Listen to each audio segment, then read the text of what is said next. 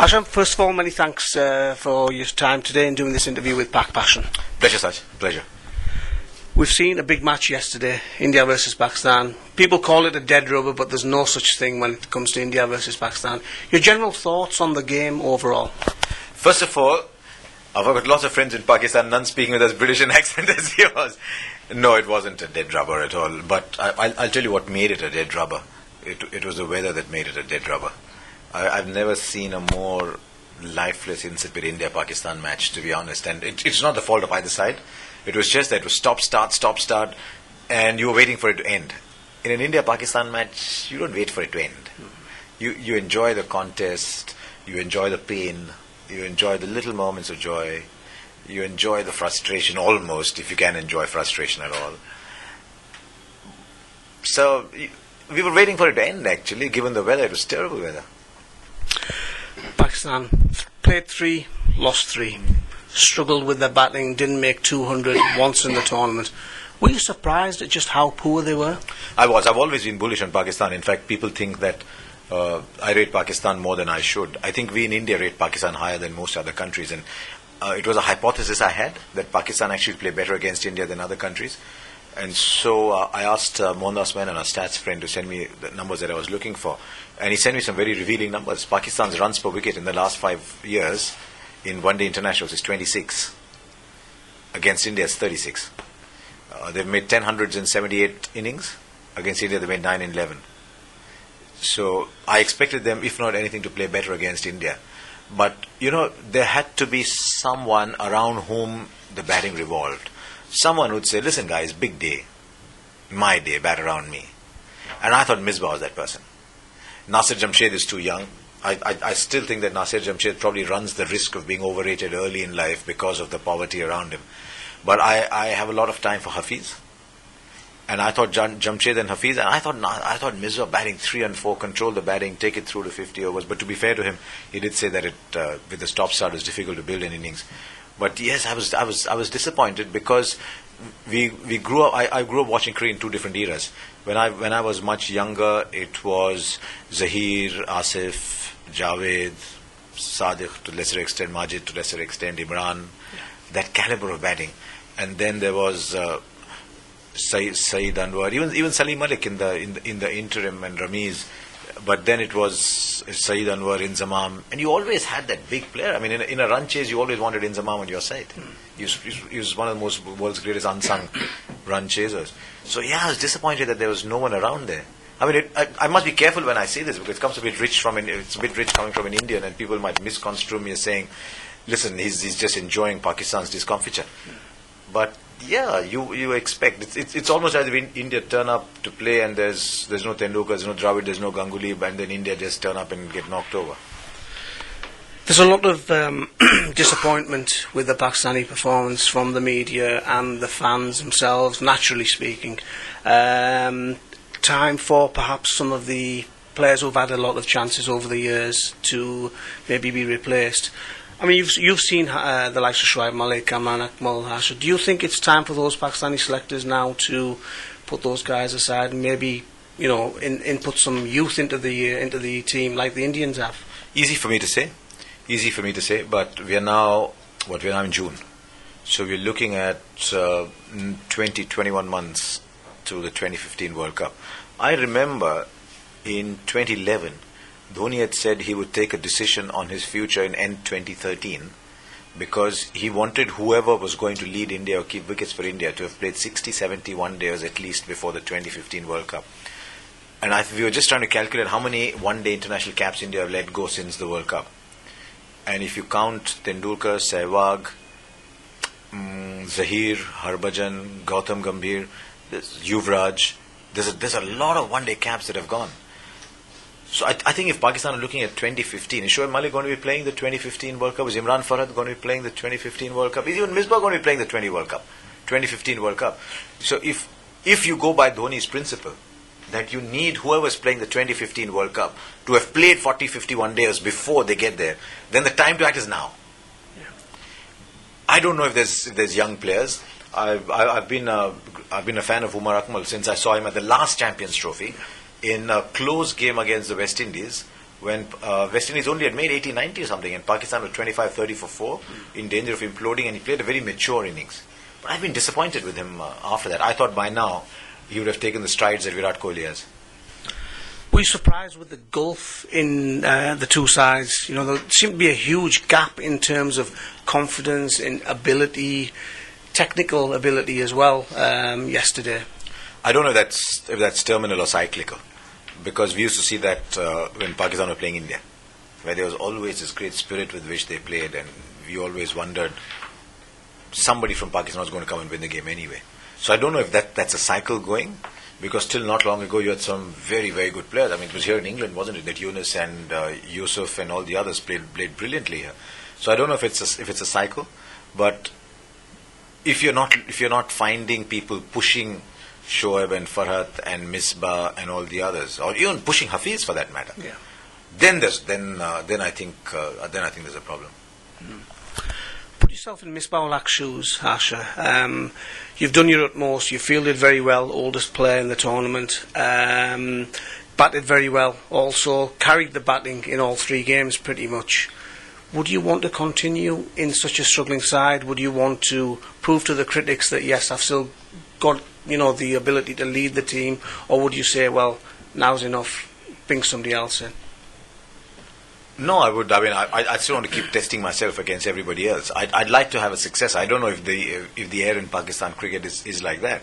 In a sense, Imran appointing his successors, literally in Wasim and Waqar and Aqib, and getting them ready. And by the time he went out, these people were ready. So, in a sense, that was a wonderful transition, the kind of which India seemed to have got. With the batting.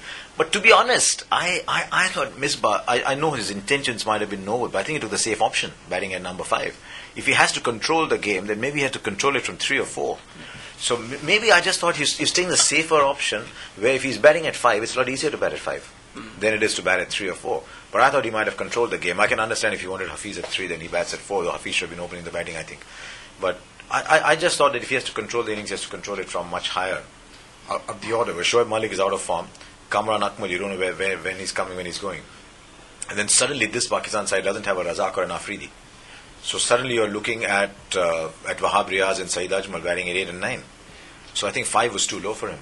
But I would ask myself, if I was Pakistan's chief of selectors, I would sit with Misbah and say, can you keep your fitness for 18 months? If you can keep your fitness for 18 months, we'll build a team around you and you say goodbye in 2015. Yeah.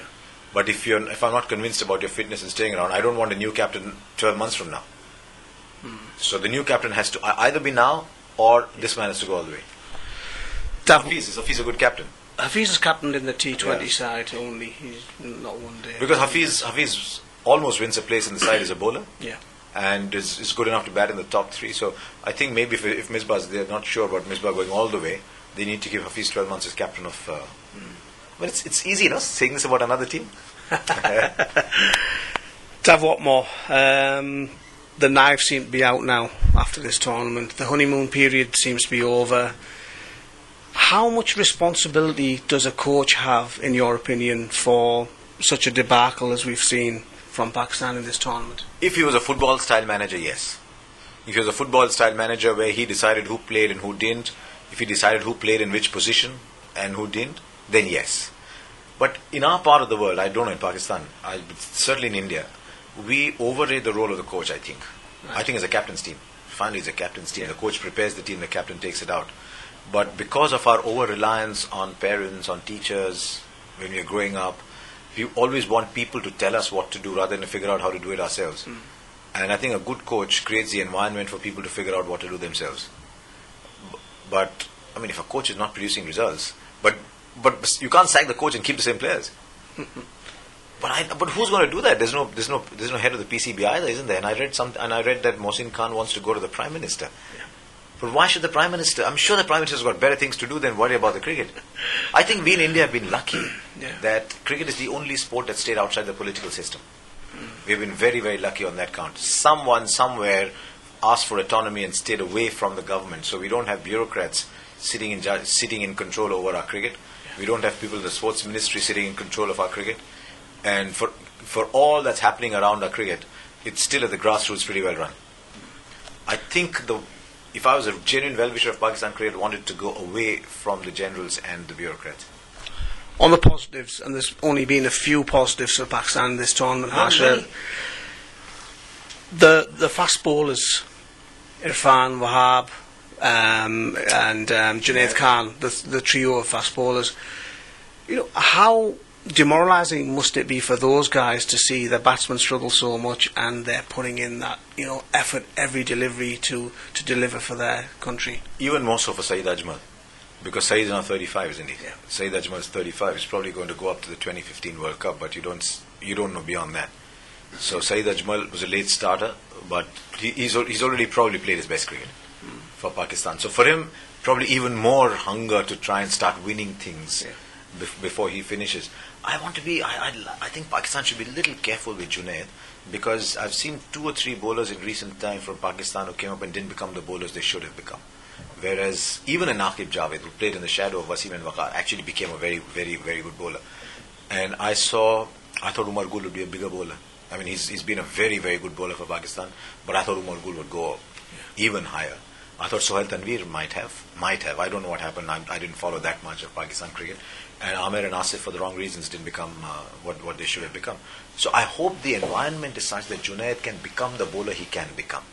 Because Junaid, to me, looks like a Virat Kohli with a bat. That's Junaid with the ball. We saw him in India. He bowled, in Chennai, India were 29 for 5. And Junaid might have taken 3 or 4 out of those, moving it both ways.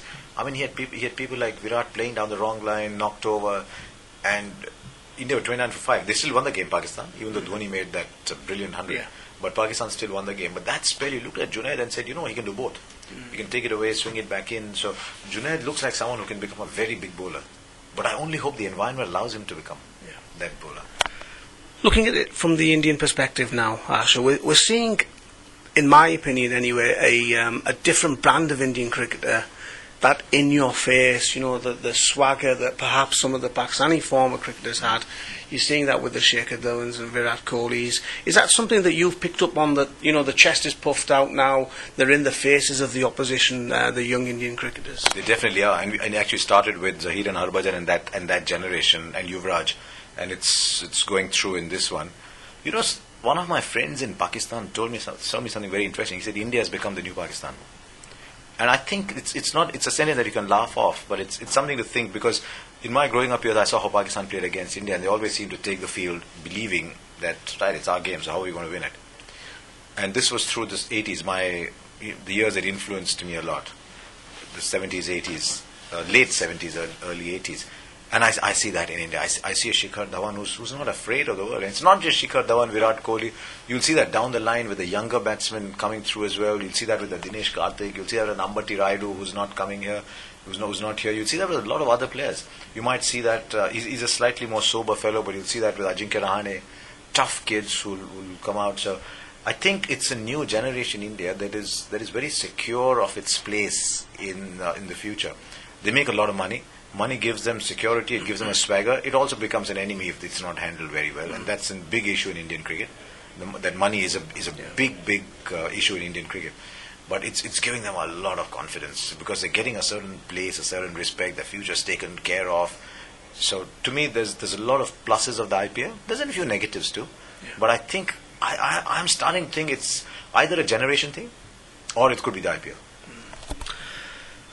With the Indian cricketers, you just touched upon an interesting point there, Harsha, with regards to that swagger and that attitude.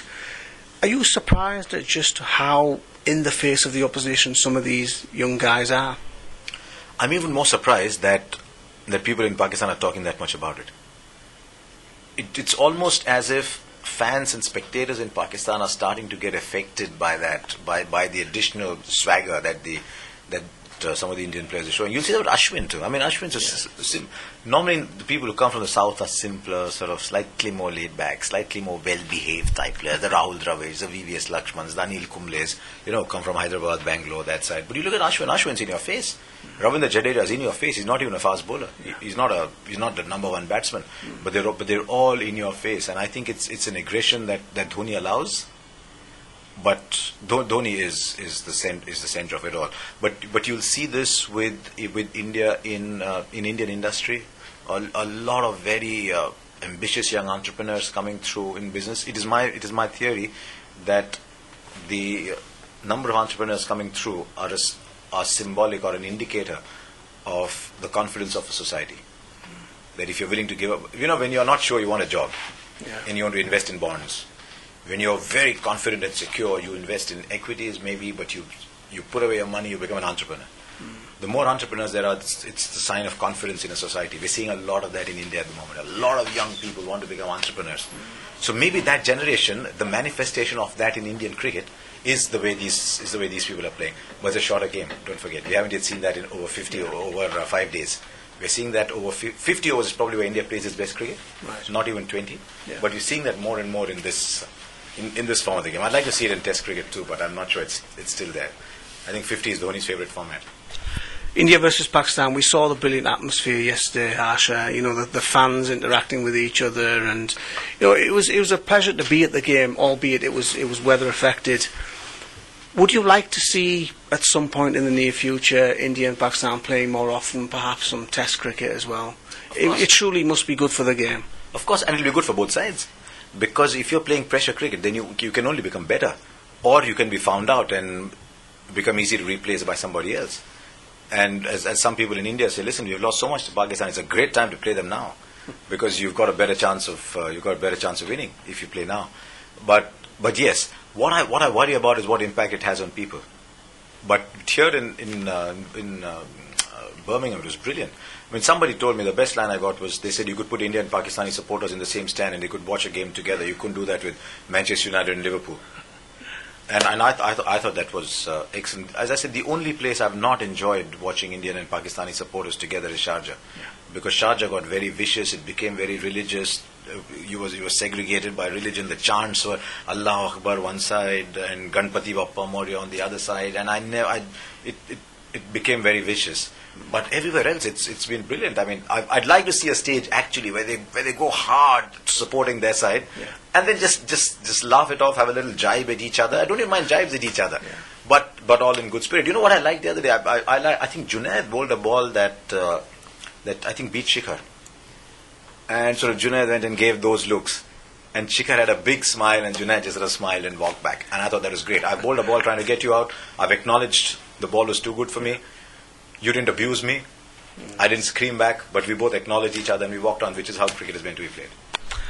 Coming back to the Champions Trophy, Harsha, and my final question for you is to do with India, and obviously they're through to the semi-finals, 100% record, the favourites in the eyes of many. Do you think they've got what it takes to win this tournament? They came here as underdogs, certainly in my eyes. I mean, they were still number one on the ICC rankings, but we didn't think they had the bowling to win a tournament. And we thought that it would be in these damp, seaming conditions. It hasn't swung. But the damp, seaming, swinging conditions that India's batsmen might not be able to put runs on. And they also started badly in the warm-up games. But it'll still depend on how India bowl. And most important, on whether India are willing to play front runner as well. Some people are very good when there are no expectations of them. And some people are very good when people expect them to win, and then they swagger like they're going to win and create an effect in the opposition dressing room. So to me, it would be a very good indicator of how India play when they're expected to win. But India playing 50 overs cricket very differently from anybody else. And it has surprised me how the English commentators who follow the game very closely are sitting and thinking, hang on, there's something different happening here.